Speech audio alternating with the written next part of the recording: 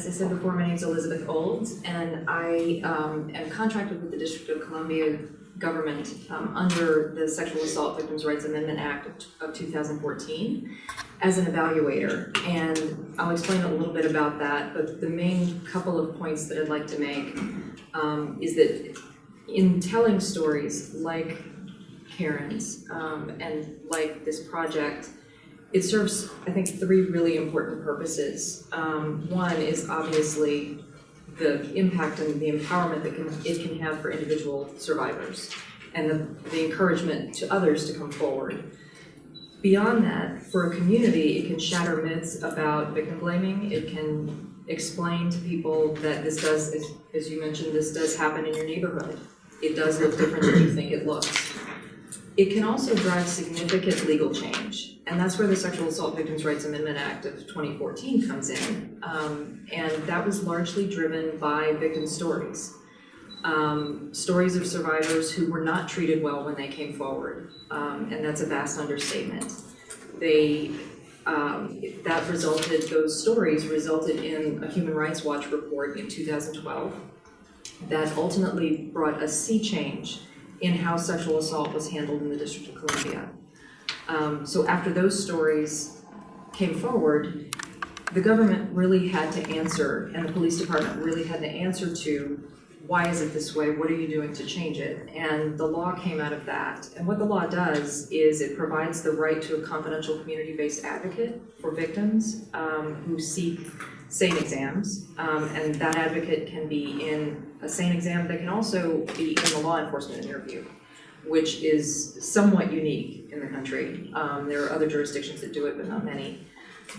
It also provided that the district has to process evidence kits within 90 days, toxicology samples within 90 days. The victim has a right, and I keep saying victim, I'm sorry, that's how the law is written, and so that's how it is in my head. The survivor has a right to find out what the results of that testing is, which is also unusual, and to be notified if the suspect is going to be contacted by law enforcement so that they can make appropriate safety plans, because of course, as we know, most people know their attacker. And so that's just sort of a snapshot of what SAVRAA 2014 does. It also created my position, which evaluates the police department, the SANE program, the sexual assault response team, and makes recommendations for changes moving forward. And in 2013 and 2014, survivor testimony really pushed the law through. There was a 14-hour hearing that was largely all survivor testimony. And as excruciating as it was to experience that hearing, it was absolutely necessary to make the changes that the district had already started to make more robust, and most importantly, to make them permanent and make them legal rights.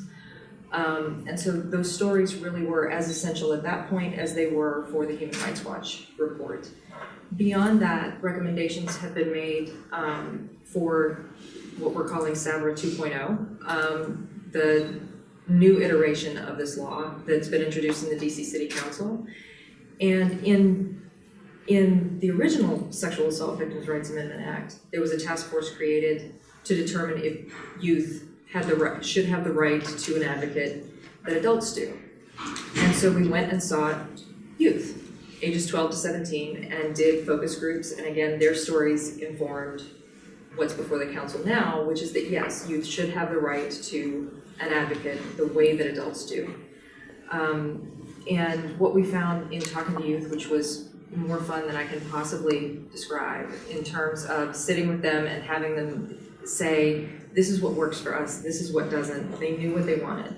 And all it took was people to actually listen to what they wanted and needed and why it was that they weren't reporting. In 2017, there were only 148 reports of sexual assault within the age group of 12 to 17 to the Metropolitan Police Department. That's as compared to among adults in the district last year, there were 1,390 reports. And so of the 30,000 or so teenagers in the district, you should be seeing a reporting rate somewhere between 300 and 400 reports a year. And we're at 148. So we have a long way to go in terms of lowering the barriers to reporting, but also lowering the barriers to reaching out for help. listening to teenagers, listening to what it is that they actually need, and creating a system with advocates where they have the confidential space. And that's really what they kept telling us. There was a hearing last June for this bill, and again, survivors who were assaulted as teenagers, most of these people adults at this point, came forward and said, I didn't get help, and here's why. I didn't say anything, or I did say something and my mother told me it was my fault. The number of times that we heard that was heartbreaking, that they reached out for help and basically got slapped back for even saying anything. So that made an enormous impact on the city council, and trepidation about providing a confidential advocate to teenagers, which makes parents nervous, service providers nervous, it makes everyone nervous. It basically turned the tide because they heard from people who would have benefited enormously from having an advocate. So this project really intersects with that work, and I think is so important in driving that change forward. Because once people hear these stories, they really can't argue with what it ultimately really actually looks like and what someone's telling them they need. And then that's reflected in the law. And having seen that process through, it just drives home how important this project is. So.